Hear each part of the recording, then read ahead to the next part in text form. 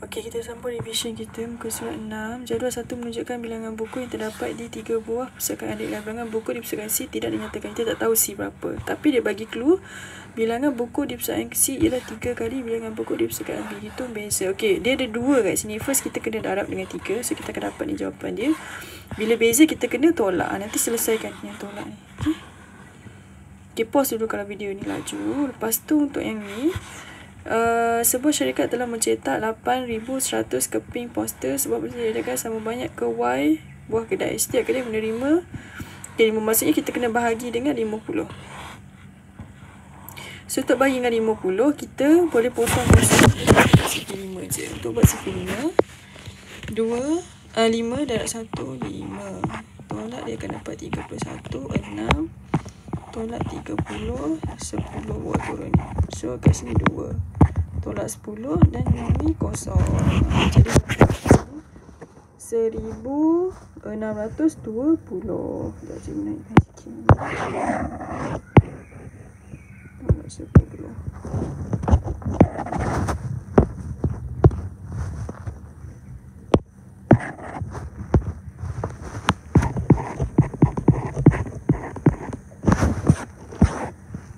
Okey, untuk yang ni ditanya sebuah kilang mengeluarkan 4,200 paket biskut dalam sehari.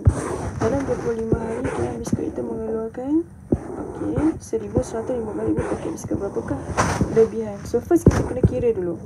Kalau 4,200 sehari, kalau 25 hari berapa? Ni cikgu dah darab dah. So first darab dengan 5 dulu, dapat yang ni. Darab dengan 2, dia dapat yang ni. Okey, so kita kena tambah. Sebab dia darab dengan 2, dia akan dapat 2 layer. Dia akan dapat 2 apa? Kita tambah. Lepas tu, ini total dia. Total untuk 25 hari ialah 105,000.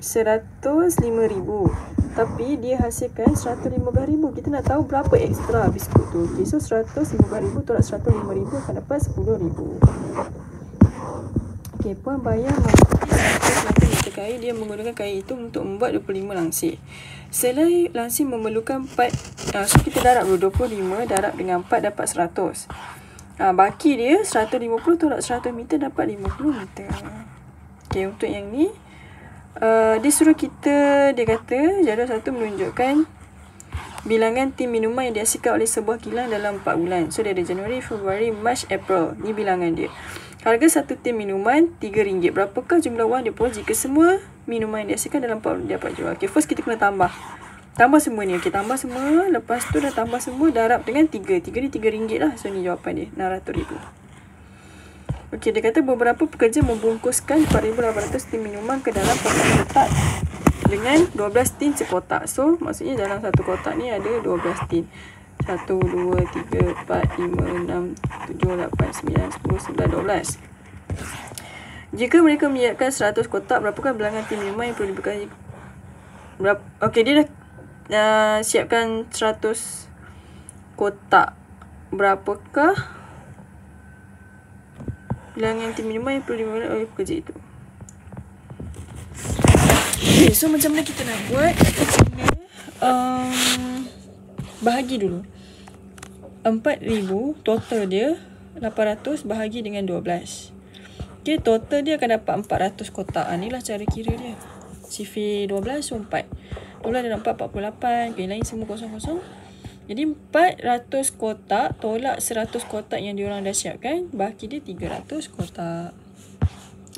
Okey, untuk yang ni jadual dia menunjukkan bilangan 2 jen minuman dihasilkan di kilang itu setiap hari. Okey, setiap hari lychee 2,500 tin, jus orange 1,800 tin. Hitung jumlah minuman dihasilkan pada bulan April. April kita kena tahu dia ada 30 hari. So kita tambah dulu, lepas tu darab dengan 30. 30 ni kosong ni tak kat luar. So nanti kita darab ni biar je kosong ni dengan kosong ni, kita just darab dengan 3 je nanti. So kita akan dapat ni jawapan dia. Okey, seorang borang menjual 900 tin minuman sama banyak kepada 4 kedai runcit. Salah satu kedai runcit yang membeli tin minuman itu ialah kedai runcit Puan Seti. Puan Seti telah menjual 18 tin minuman kepada pelanggannya. Berapakah baki tin minuman di kedainya? So maksudnya kat sini 900 untuk 4 kedai. Kita kena tahu satu kedai berapa. So 900 bagi 4. Jadi kita akan dapat 225 tolak 18 dan kira nanti dapat berapa jawapan dia. Okay, Encik Adli seorang usahawan yang memiliki 3 cawangan kedai buku. Jadual 3 menunjukkan bilangan buku aktiviti dijual di setiap cawangan pada bulan Januari. Ini dari Shah Alam, Petani Jaya, Seremban. Hitung jumlah bilangan buku yang dijual di 3 kedai itu. Tambah semua. Dan kita akan dapatlah nilai dia berapa. Okey, bilangan buku aktiviti dijual adalah sama setiap hari. Berapakah lebihnya buku aktiviti dijual oleh kedai Seremban berbanding dengan kedai Petani Jaya dalam sehari? Okey, jadual tadi tu dia untuk sebulan. Yang ni. Dekat sini. Sebulan. Okey, kalau sehari nanti kita kena bahagi. So, first kita tolak dulu. Seremban tolak dengan Petani Jaya kita dapat ni. Lepas tu bahagi 31. Inilah sifir 31. Mula kita buat sifir 3. Lepas tu 1. Lepas tu kita combine. Okay. Dan kita bahagilah nanti. Lepas dah kita dah tolak, kita bahagi 31. Sebab 31 ni sebulan, kita nak tahu sehari. Dan kita akan dapat 125. Okay, lepas tu kedai Petani Jaya mengisi buku aktiviti ke dalam 58 buah kotak. Setiap kotak mengandungi 100 buku aktiviti. So, kalau 100 darab 58 dapat 5,800.